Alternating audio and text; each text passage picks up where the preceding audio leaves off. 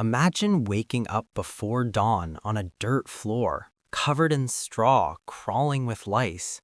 The air is thick with smoke from a fire that never goes out. This is your home.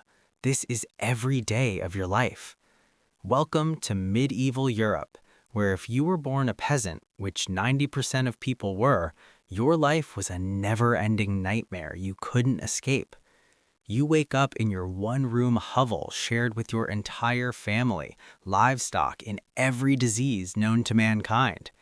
Walls made of mud and straw, no windows, glass doesn't exist for people like you.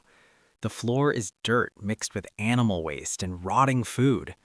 Breakfast? A chunk of stale bread hard enough to break your already rotting teeth. You wash it down with weak beer because the water will literally kill you. But you can't linger. The sun is rising, and the lord of the manor owns you. Not you work for him. He owns you. You are his property, tied to his land. You cannot leave, ever. Try to run, and they'll whip you, brand you, or worse.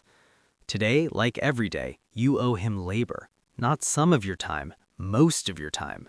But here's what makes it worse than you can imagine. The work you're about to do isn't even for yourself.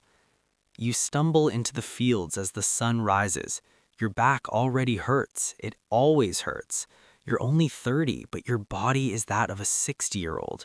You've been doing backbreaking labor since you were 5. The Lord's fields stretch before you, 12 to 14 hours of plowing, planting, or harvesting, and you don't keep any of it. 3 days a week, sometimes more, you work his land for free. The other 4 days, you work your tiny strip of land, but everything you grow gets taken. The church takes 10%, the Lord takes 30 to 50%. Then the taxes, using his mill, his oven, his forest.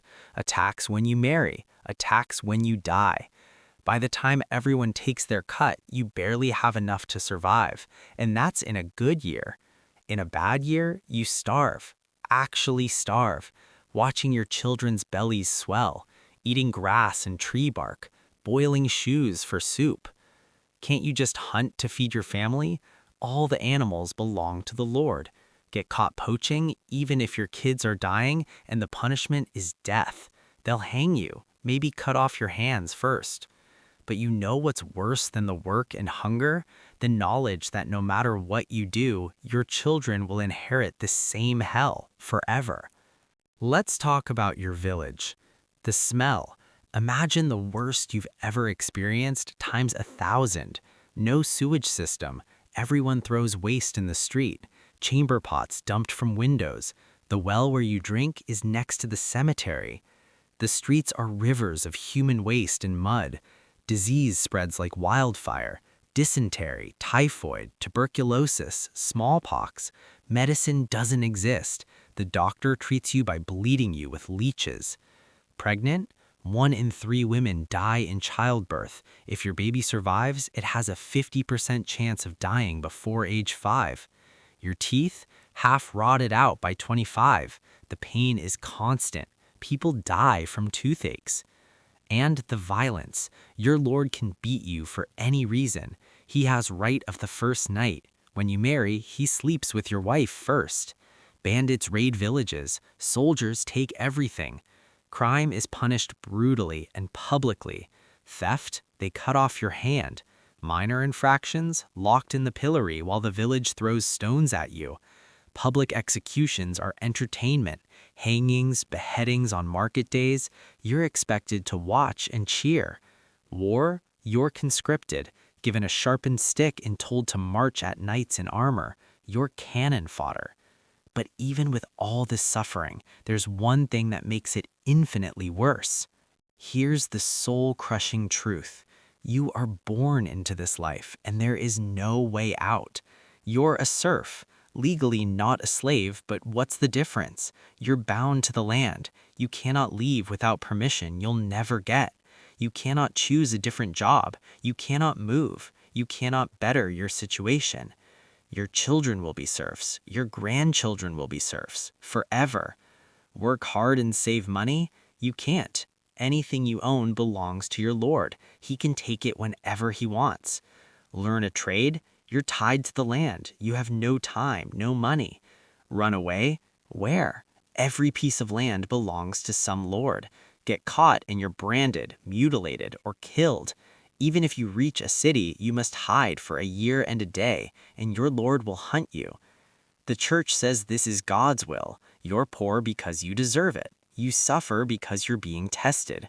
Your reward is in heaven. Just obey, work, give us your money. It's the perfect control system. Too exhausted to rebel, too hungry to fight, too indoctrinated to question.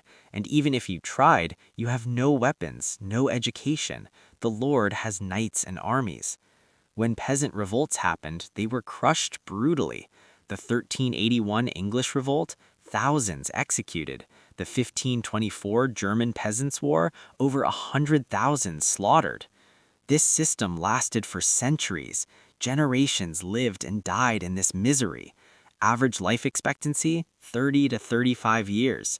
If you survived childhood, maybe 50. 50 years of backbreaking labor, starvation, disease, and hopelessness.